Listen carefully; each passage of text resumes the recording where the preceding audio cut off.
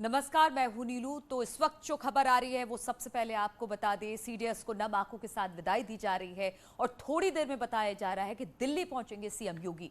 CDS Rawat को श्रद्धांजलि देंगे। दिल्ली से आगरा इसके बाद रवाना होंगे। पृथ्वी सिंह के परिवार से भी सीएम का मिलने का कार्यक्रम है। तो थोड़ी देर में मुख्यमंत्री योगी आदित्यनाथ सीडीएस रावत को श्रद्धांजलि देने पहुंचेंगे और इसके बाद उन्हें आगरा भी जाना है और दिल्ली से आगरा की तरफ रवाना होंगे, क्योंकि यहां पर पृथ्वी सिंह के परिवार वालों से उनकी मुलाकात होनी है। पृथ्वी सिंह जो कि इस दुर्घटना में मारे गए थे, उनके परिवार वालों से मुलाकात होनी है और तस्वीरें लगातार हम दिखा रहे हैं कि किस तरह से आज सीडीएस जनरल विपिन रावत को अंतिम विदाई दी जा रही है, अंतिम सैल्यूट किया जा रहा है। तस्वीरें हम आपको दिखा रहे हैं सीडीएस के आवास से, जहां पर एक के बाद एक कर तमाम मंत्री पहुंचे हैं।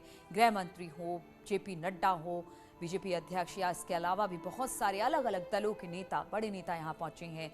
बड़े बड़े जितने भी अधिकारी हैं सेना के, वो भी पहुंचकर उन्होंने सीडीएस को श्रद्धांजलि दी है।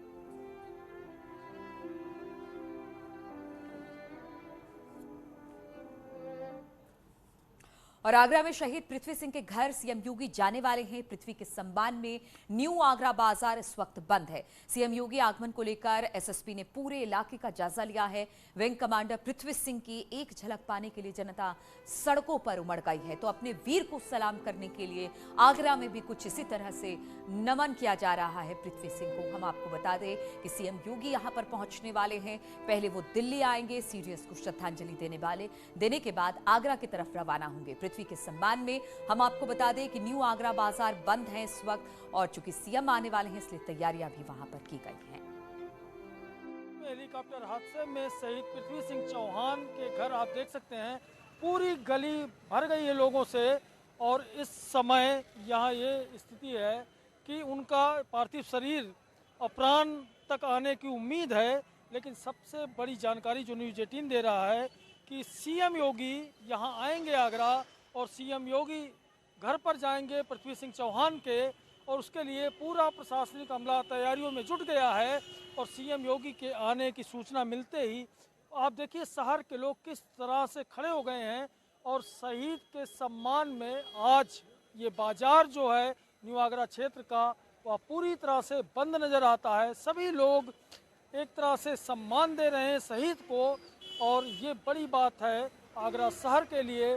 फिलहाल यहाँ इंतजार है सीएम योगी का, और सीएम योगी लगभग 3 बजे के आसपास आगरा में आएंगे और शहीद के घर जाकर के श्रद्धांजलि अर्पित करेंगे। कैमरामैन बंटी के साथ हिमांशु त्रिपाठी, न्यूज़ 18 आगरा। और हेलीकॉप्टर हादसे पर वायुसेना का ट्वीट भी सामने आया है, जिसमें जांच पूरी होने तक कोई अटकलबाजी ना हो, इस तरह की बात ट्वीट कर वायुसेना ने एक ट्वीट किया है। उन्होंने कहा है कि जांच पूरी होने तक कोई अटकलबाजी ना हो। Tri service court of inquiry का गठन किया गया है। जांच तेजी से पूरी की जाएगी, तभी तथ्यों को सामने लाया जाएगा।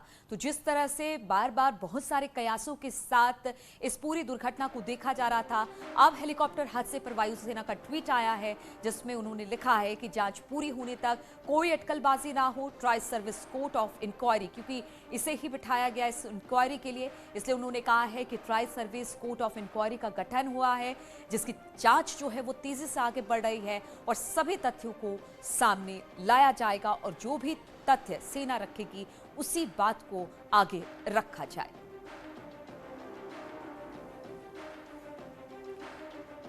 तो जांच बिठाई गई है इस पूरे हेलीकॉप्टर हादसे को लेकर, और अब वायुसेना का एक ट्वीट आया है। उन्होंने इस पर अपनी पूरी जिम्मेदारी के साथ कोई भी तथ्य सामने रखने के लिए अपील की है कि किसी और बातों को ध्यान में ना रखा जाए, क्योंकि जांच पूरी होने तक कोई अटकलबाजी ना हो। Tri service court of inquiry का गठन किया गया है, जांच तेजी से पूरी की जाएगी, सभी तथ्यों को सामने लाया जाएगा।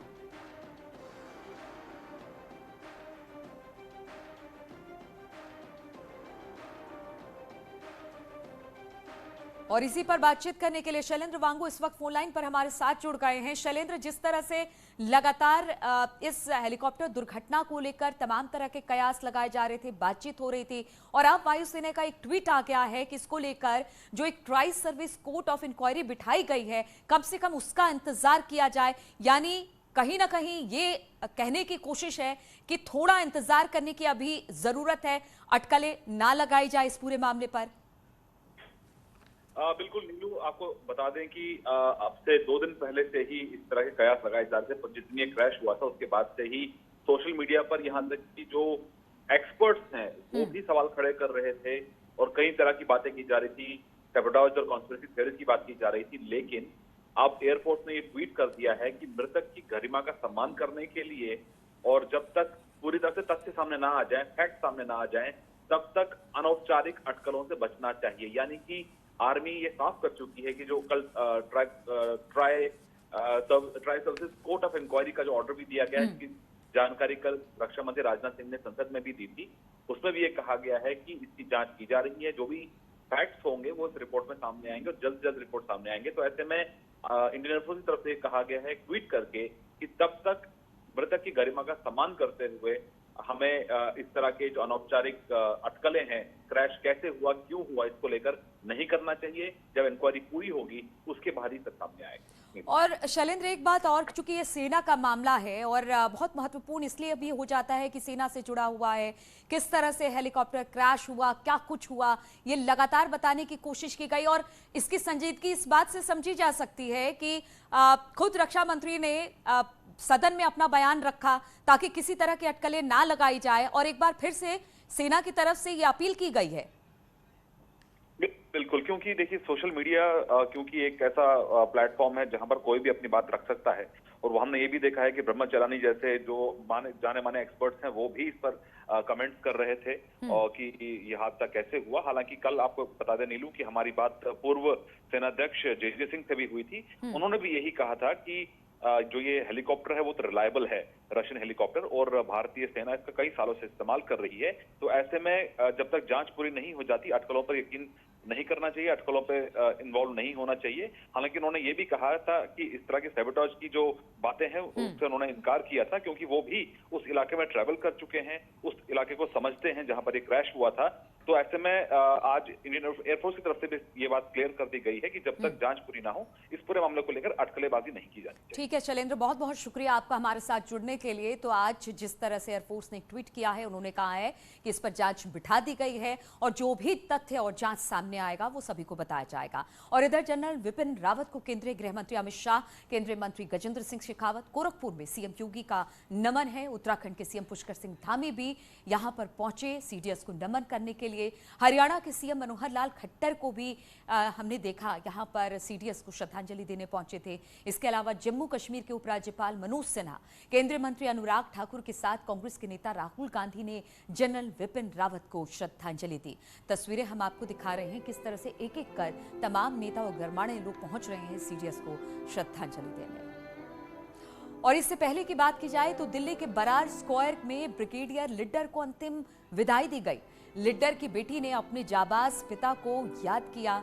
तस्वीरें हम आपको दिखा रहे हैं, पत्नी और बेटी ने किस तरह से पूजा अर्चना की अंतिम संस्कार से पहले और आखिरी विदाई दी गई ब्रिगेडियर लिड्डर को और पंचतत्वों में अब विलीन हो गए हैं। परिजनों की आंखें नम और इस मौके पर राजनाथ सिंह भी उपस्थित रहे। कल की तस्वीरें भी हम आपको दिखा रहे हैं कि किस तरह से जब पालम में पार्थिव शरीर लाया गया उस समय किस तरह का वहां पर माहौल था, गमगीन माहौल।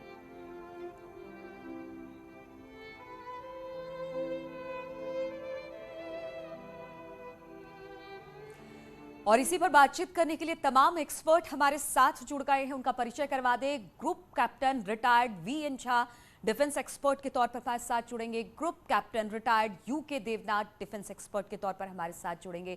सबसे पहले वीएन झा सर, आप ही से जानना चाहेंगे, क्योंकि हम सीडीएस विपिन रावत की बात कर रहे हैं और तमाम शहीदों की भी बात कर रहे हैं और हम इन्हें नम आंखों से याद कर रहे हैं। और खासतौर पर अगर सीडीएस की बात की जाए तो उनके व्यक्तित्व से लेकर उनके कामकाज के तरीके सबको आज याद किया जा रहा है और उनको श्रद्धांजलि दी जा रही है।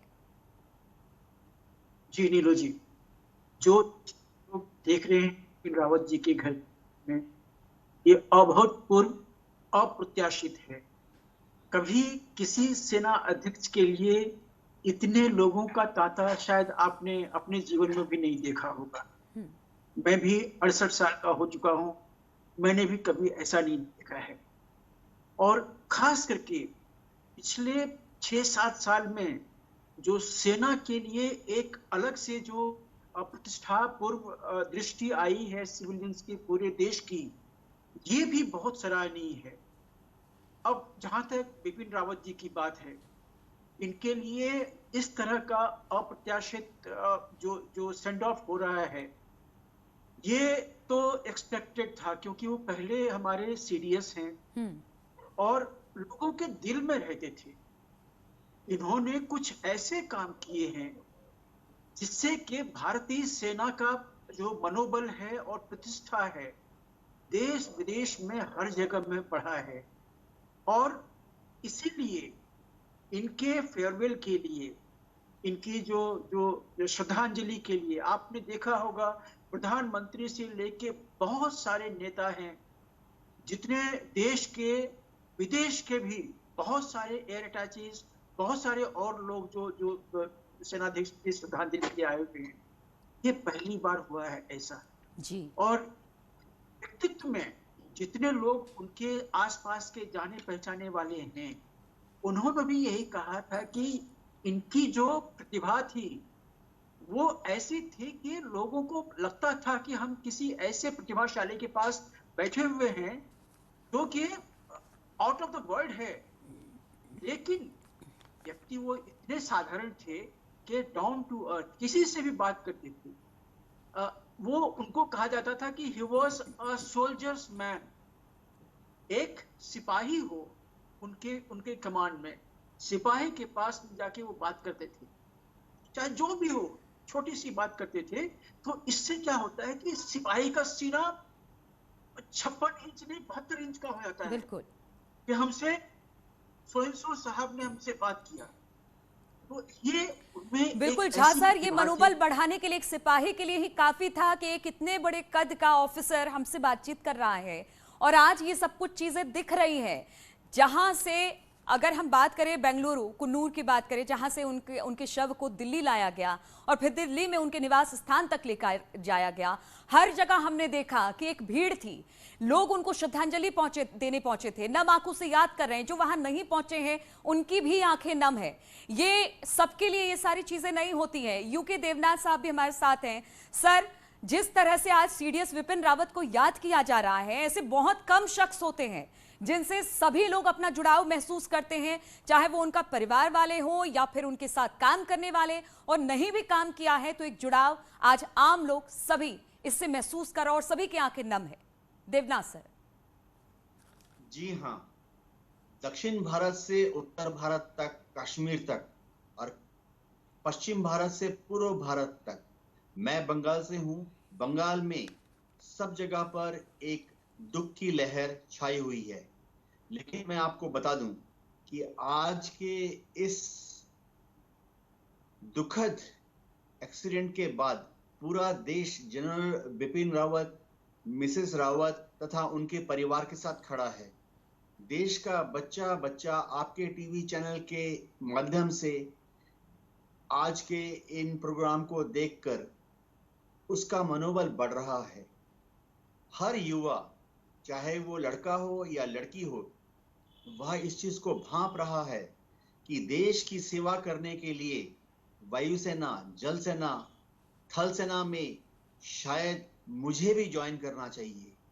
सब बच्चे जो आज क्लास 12वीं पास कर रहे हैं, कॉलेज में जल्दी ही ग्रेजुएट बनने वाले हैं, वह आज के इस दुख भरे समारोह को देखने के बाद यह सोचेंगे कि उन्हें भी देश की सेवा करने के लिए फौज ज्वाइन करनी चाहिए। एक चीज मैं और बता दूं कि हम एक बहुत ही उत्कृष्ट डेमोक्रेसी बन गए हैं। देखिए, लोगों के दिल में ये भावना दिल से आ रही है। किसी को भी आदेश नहीं मिला है, किसी को भी जबरन नहीं भेजा गया है, लेकिन देशवासी खुद अपने दिल के अंदर जो भावना उठी है उसके तहत देश के सेना नायक को अपना आदर्श मानते हुए सम्मान जताने के लिए बाहर आए हुए हैं। यह बहुत बड़ी चीज है। बिल्कुल देवनाथ सर, जिस तरह से आपने कहा दुख का क्षण तो है लेकिन एक गर्व का क्षण भी है उन युवाओं के लिए जो कि इस तरह से सेना में आना चाहते हैं। आज जब वो देख रहे हैं इन तस्वीरों को तो उससे समझ पाएंगे कितना सम्मान मान इस चीज को मिलता है। और जब आप अपने देश के लिए इस तरह से लड़ते लड़ते खत्म हो जाते हैं, ठीक है ये एक पल ऐसा है जिसकी बातें हमने नहीं सुनी थी लेकिन वो पल हमारे पास आया है। इस दुख की घड़ी में भी हम सब सम्मान और नम आंखों से सभी सैनिकों को याद कर रहे हैं। आप दोनों हमारे साथ बने रहिए, चर्चा जारी रहेगी छोटे से ब्रेक के बाद भी।